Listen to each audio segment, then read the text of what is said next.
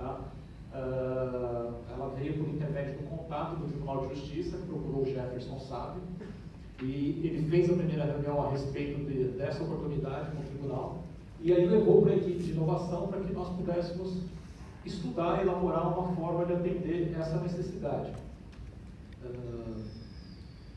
Também o Endo foi o primeiro, né, que estava ontem, eu e o Endo começamos a estudar esse empreendimento, porque era uma coisa nova que aconteceu, para depois a gente chegar aonde nós chegamos hoje. Nesse meio do caminho, a gente teve pessoas colaborando, colaborou o Thiago Stave, colaborou a Carolina Boff, que teve uma participação importante no início da gente conseguir fazer os contatos com os institutos. Mas mesmo antes até de falar da ferramenta, eu vou falar para vocês sobre a questão de protesto e Serasa. Porque o e-protesto, ele é um courier digital, ele não protesta. Tá? Então, primeiro eu vou dizer a respeito do protesto, por que protesto, para depois a gente falar dos benefícios da ferramenta e como nós chegamos nessa oportunidade.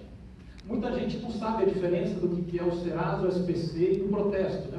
Por que protesto? Por que eu não uso o Serasa, o SPC? O Serasa, o SPC, ele é uma lista negra. Ele sugere uma restrição de crédito. Tá? Ou seja, ele não traz nenhum impedimento para a vida da pessoa civil. Tá? Acho que vocês já devem ter visto umas propagandas que aparecem na televisão, te emprestamos dinheiro mesmo estando negativado, né? Porque o Serasa, o SPC, é uma lista negra, ela não impede nada. Tá? O que acontece? Já ouviram todo mundo falar, não, 5 anos sobe, 5 anos meu nome está limpo. Tá? Ou seja, existe uma prescrição do Serasa do SPC de 5 anos, está no Código de Defesa do Consumidor. Ou seja, 5 anos você sobe da lista negra e adeus à dívida. Tá?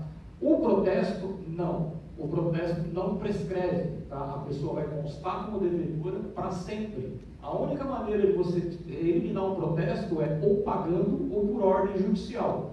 Tá? Além do protesto, ele intervir na vida civil da pessoa jurídica e da pessoa física. Tá? Uma pessoa física que tem um protesto, ela não pode exercer cargo público, não pode prestar concurso público. Tá? Uma empresa, se ela tiver um nome protestado, ela não pode pedir concordata. Ou seja, se ela tiver uma situação financeira difícil, precisar pedir uma concordata para renegociar a dívida, ela não pode, se ela tiver protesto.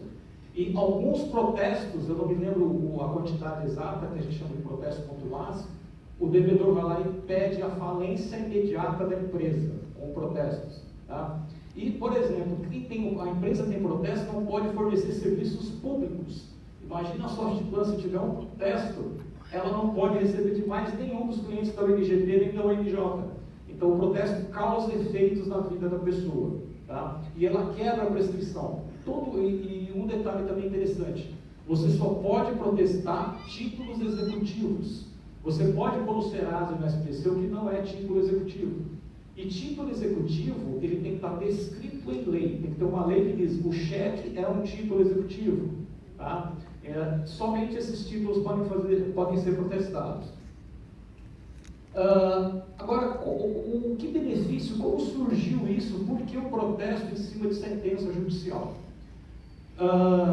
O processo de conhecimento, acho que a maioria de vocês deve conhecer sobre a questão de processo de conhecimento e de execução. Se não conhecer, depois eu vou ver se dá tempo, eu conto uma historinha para vocês que fica bem ilustrado. A ação judicial, você entra com uma ação contra uma certa pessoa, ela me deve dentro com a ação. Vai ter transitar 1 ano, 2 anos, 3 anos, vai ser a sentença. Na vida de crédito da pessoa não acontece absolutamente nada, não tem restrição financeira nenhuma. Sai a sentença judicial, aí o juiz vai fazer o quê? Vai evoluir para o processo de execução, você vai pedir o cumprimento da sentença. Vai fazer ele entrar no processo de execução. Acontece alguma coisa, restrição de crédito do devedor? Nada. Tá? O processo vai rolar 1 ano, 2 anos, 3 anos, vão pedir bacenjude, renajude, penhora, leilão, diversas coisas. No final do processo, o juiz autoriza fazer um Serasa SPC. Aí você entra na restrição de crédito. O que aconteceu com o novo Código de Processo Civil? O novo Código de Processo Civil, ele trouxe a sentença judicial, a certidão de sentença judicial como um título executivo. Opa, eu acabei de falar que eu posso protestar título executivo, não é isso? Então, trouxe a possibilidade de protestar a sentença judicial. A partir do momento que eu protesto a sentença judicial, eu intervenho no crédito da pessoa. E aí sim eu causo uma restrição para ela. Então o Código de Processo Civil trouxe esse benefício. Porque você podendo protestar no início do processo, você traz mais eficiência, você aumenta o índice de atendimento da demanda, porque o processo vai transitar por um prazo bem menor, potencializa o recebimento dessa dívida, porque você vai restringir o crédito da pessoa, né? E a questão que eu falei da restrição financeira. Antes de eu falar a respeito da oportunidade, eu acho que eu estou com bastante tempo, acho que eu vou contar a historinha, para a gente poder só ilustrar, para vocês sentirem a diferença do protesto de sentença e não ter o protesto de sentença. Tá? Vou imaginar o seguinte cenário, e o cenário que eu vou descrever para vocês parece uma brincadeira, mas eu garanto para vocês que 90% dos processos judiciais são isso. Tá? Vamos imaginar que eu peguei, saí com a minha namorada, fomos com os colegas, fomos para um barzinho, chegamos lá na lagoa, estamos lá brincando, tomando uma cerveja, tal, não sei o quê, aí minha namorada chega e fala assim, Gânia, presta R$1.000 para mim. Eu falo, me presta, pega e tira os R$1.000 do bolso. Dou para ela, pega o guardanapo. Fala assim, assina aqui que eu te dei os R$1.000. Aí ela assinou o guardanapo para mim, escrito, eu devo R$1.000 para o Gânia, e assinou. Guardei aquilo no bolso. Passou na outra semana, o que aconteceu? Eu fui dar um balão nela. Eu marquei uma bomba com uma outra garota. E falei, não vamos poder se encontrar, porque eu vou ter um problema, eu vou na casa da minha mãe e tal. E infelizmente eu marquei com a outra garota no mesmo lugar que ela marcou com as amigas. Aí chega lá no barzinho, ela me pega com as amigas. Ela vai ficar o quê? Muito puta. Vai ficar invocada. Ela vai querer pagar os R$1.000 para mim? Vai nada, ela vai falar assim, não vou pagar mais o Gânia, imagina aquele safado, pilantra, sem vergonha, tá? Aí o que eu vou fazer? Eu vou contratar um advogado com aquele guardanapo e vou entrar com uma ação de conhecimento. A justiça não diferencia R$1.000 de R$1.000.000, ela tem que tratar da mesma forma. Vou entrar com o processo de conhecimento, vou pedir o reconhecimento da dívida, vou chamar meus colegas que estavam no bar como testemunha, para presenciar que eu realmente emprestei o dinheiro para ela, vou pedir um perito, que eu tenho esse direito, um calígrafo, para reconhecer a assinatura dela, só que aí nós estamos falando de 3, 4 anos, saiu a sentença. Aconteceu alguma coisa na vida dela por enquanto? Restrição financeira? Nenhuma. Aí o juiz soltou a sentença, eu vou para o processo de execução. Vou executar aquele guardanapo lá assinado com a sentença do juiz. Ele vai fazer o quê? Passe em júri. Ela deixou dinheiro na conta? Não, ela já sabia, passou tudo para o irmão, para a mãe, para a prima, não tem dinheiro na conta. Renajude, não tem carro, o nome dela. Tem hora, mora com as amigas na pensão, não tem máquina de lavar, geladeira, micro-ondas, não tem nada bem penhorado. Aí, passado mais 3 anos, o juiz solta, eu peço para o juiz fazer o Serasa e o SPC, porque podia no Código Antigo, só no fim. Tá? Aí, o que vai acontecer? Serasa, SPC, vai lá e recebe a cartinha. O que ela vai fazer? Ela vai correndo pagar, porque era picuinha, sabia que tinha dívida. Então, pagou por quê? Por orgulho ferido. 90% dos processos judiciais, as pessoas sabem que devem. Tá? Só que a hora que vai fazer o Serasa SPC, ela não vai poder fazer carnê das Casas Bahia, não vai poder comprar nas Casas Bahia, aí ela vai e paga a dívida. Levamos 6 anos para poder resolver isso. Vamos trazer para o novo CPC. Saiu a sentença judicial. Saiu a sentença judicial, ela foi reconhecida como título executivo. O que eu posso fazer logo junto com o processo de execução? Protesto. A hora que eu vou protestar ela, o que ela vai fazer? Ela não vai poder fazer carnê da Bahia, nem comprar na Marisa, não comprar crédito, nem ter conta do banco, ela vai pagar, porque ela sabia que devia. Vocês entenderam a diminuição que tem no prazo de execução? Porque a maioria dos processos são isso, as pessoas entram com a lide no judiciário porque tem uma disputa, porque tem uma briga. Tá? Então, só para vocês entenderem, contextualizar sobre o efeito do protesto e essa mudança que teve no Código de Processo Civil. Tá? Eu fiz uma palestra no Rio Grande do Norte para os conselheiros, na hora que eu terminei a palestra, o conselheiro falou assim, rapaz, eu tenho uma ação de execução contra o Bradesco, ele não me paga de jeito nenhum, eu vou protestar amanhã. Porque o banco sabe que não vai acontecer nada com ele durante o processo de execução. Mas você colocou lá o protesto e quer correr para pagar. Tá? Só que aí o que a gente viu? Nós vislumbramos uma outra oportunidade. Porque o protesto de sentença, o protesto, ele surte seus efeitos do domicílio do devedor. O que é domicílio do devedor? Onde vocês fazem a declaração de imposto de renda e diz que embora. Você pode ter várias residências, mas o seu domicílio é onde você declara o imposto de renda. O protesto, para surtir os seus efeitos, ele tem que acontecer no domicílio do devedor. Porque se você for prestar um concurso público, você tem que pedir uma certidão negativa de onde você tem o seu domicílio. Então vamos imaginar que eu tenho uma ação aqui em Florianópolis, certo? E contra uma pessoa que mora em Iguaçu. Saiu a sentença judicial, eu vou protestar, só que eu não adianta protestar em Florianópolis. Por quê? Porque ele mora em Iguaçu, ele vai lá e vai tirar uma certidão negativa de protesto de Iguaçu, não vai sair nada, não vai constar Florianópolis. Então tem que ser no domicílio. Esse domicílio pode ser em qualquer lugar. Tá? A lei protege alguns dos polos da ação, né? Como você tem assim, ação de consumidor. O cara está aqui, vou mover uma ação contra a TAM, o domicílio da TAM em Marília, eu vou ter que ir em Marília protestar a TAM. Tá? Então aí nós vimos o que? Oportunidade do deslocamento. Né? Por que eu tenho que ir lá? Só que aí tem um outro detalhe que a gente viu de oportunidade. Tem que ser feito pessoalmente. A pessoa tem que assinar um documento no tabelionato. Tá? Ou seja, o advogado tem que ir lá, fisicamente no tabelionato, assinar o documento, apresentar os documentos para poder fazer o protesto. Vocês têm alguma similaridade com o ESAGE? O que é uma petição? Antes o advogado não tinha que peticionar, ele não tinha que ir pessoalmente lá na vara, ele não tinha que levar os documentos, ele não tinha que levar a procuração. Nós somos especialistas nisso, então a gente viu uma oportunidade de fazer o quê? Transformar esse meio físico no meio digital. Tá? Então a gente vislumbrou essa oportunidade, porque imagina o deslocamento e o custo. Quanto tempo levaria para mim sair daqui de Iguaçu, que a gente só para atravessar a ponte vai quanto tempo? Né? Então o advogado também tem a questão do tempo dele. Né? Então nós vislumbramos o quê? O nosso público-alvo são advogados, o credor e o tabelião. A sentença judicial só pode ser protestada pelo exequente, tá? Diferente do cheque, duplicata, que você pode endossar e fazer o protesto. Aí nós temos um outro problema, né? Que a gente vislumbrou aí. Poxa vida, tem que ir o cliente do advogado pessoalmente lá? Não. Por que não?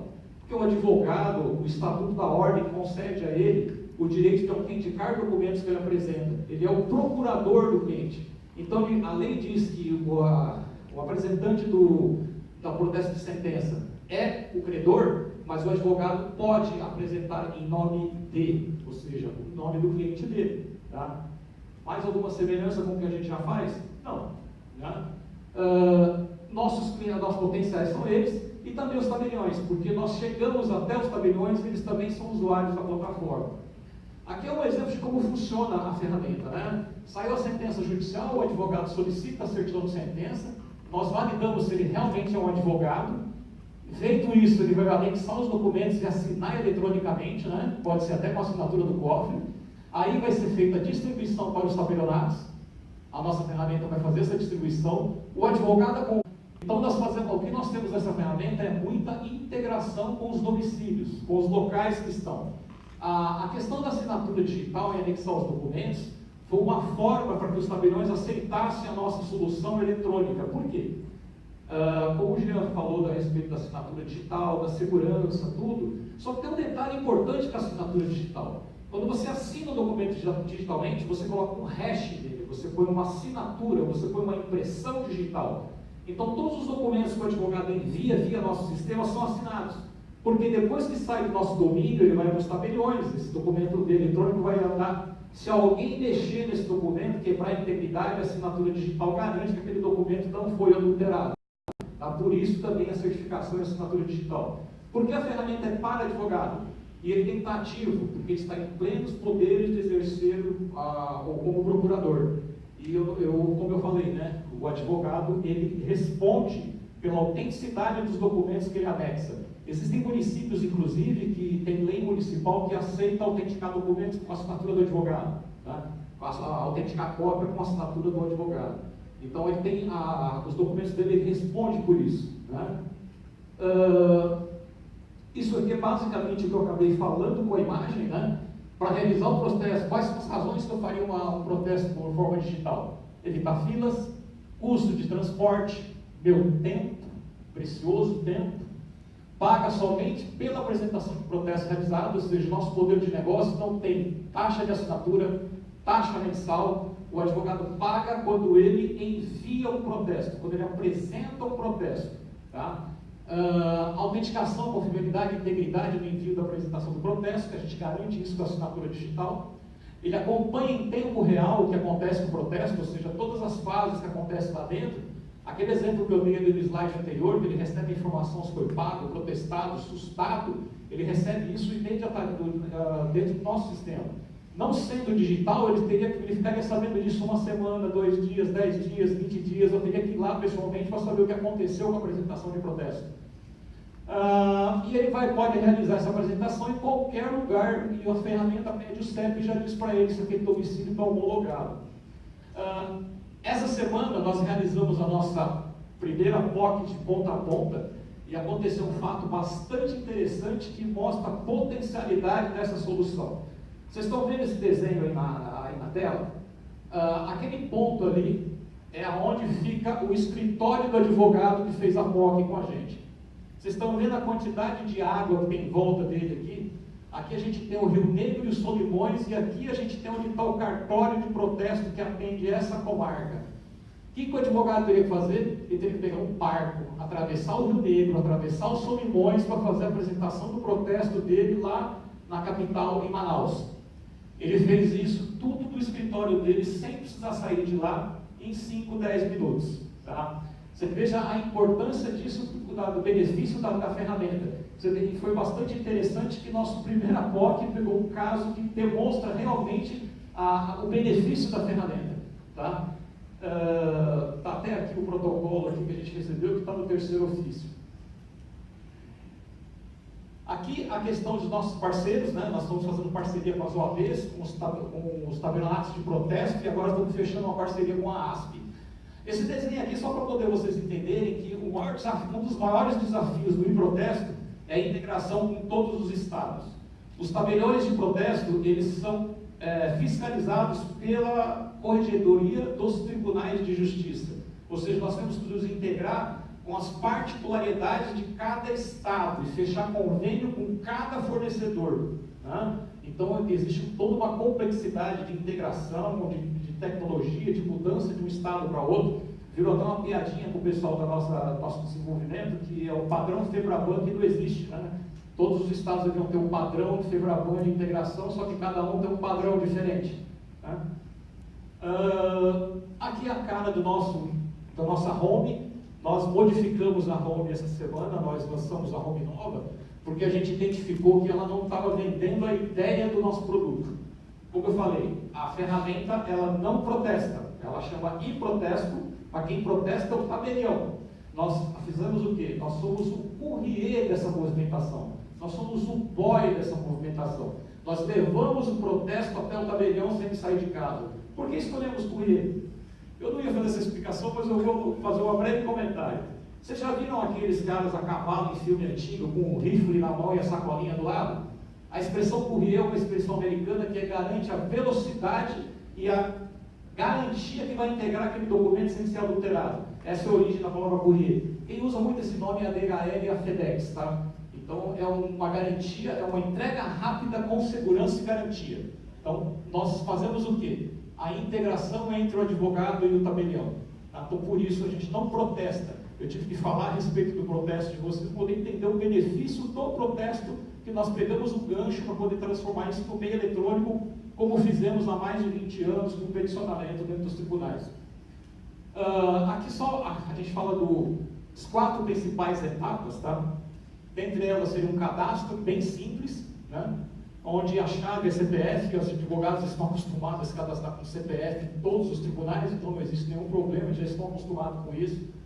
A questão de créditos, né? Ele funciona no modelo pré-pago, ou seja, o advogado compra créditos e vai consumindo esses créditos conforme ele vai enviando.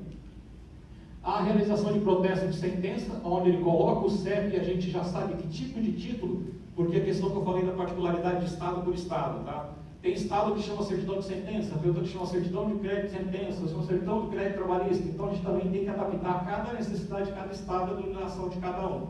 E pelo CEP, o advogado já sabe de cara se aquela praça está integrada ou não. Ele tem também a última etapa, que seria o envio das ferramentas. Tá? Aí o envio da apresentação de protesto. A gente já tinha previsto que o tempo não daria para poder mostrar a ferramenta, tá? mas a gente tem um ambiente de demo. Se vocês quiserem, vocês podem entrar, cadastrar, ver como é que funciona, fazer o upload e tudo mais, que é app.demo.improtesto.com, tá? E eu encerro por aqui a apresentação, e se alguém tiver alguma dúvida, alguma pergunta, eu estou à disposição agora.